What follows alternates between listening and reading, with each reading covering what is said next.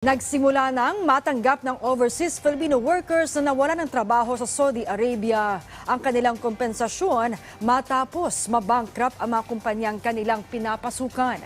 Iniulat mismo ito ni Pangulong Ferdinand R. Marcos Jr. kung saan umabot na sa higit 800 million pesos ang halaga ng tseke na na-release. Ayon sa Pangulo, ang naturang payout ay personal na ipinangako sa kanya ni Saudi Crown Prince Mohammed bin sa kanilang pagpupulong sa sideline ng APEC Summit sa Bangkok, Thailand noong nakaraang taon. Tinatayang umaabot sa 2 billion reals ang ibabayad sa higit 10,500 OFW na apektado ng mga na-bankrupt na Saudi construction firm. 9 na taon na ang nakararaan.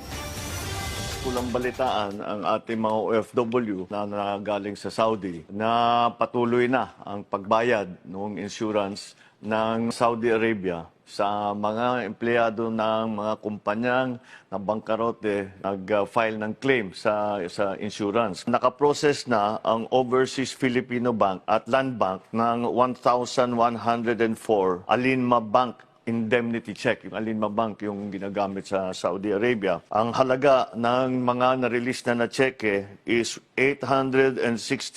868,740,544 in pesos na na-release na. 1,104 ang na-clear na at credited, yung 843 doon nabayaran na.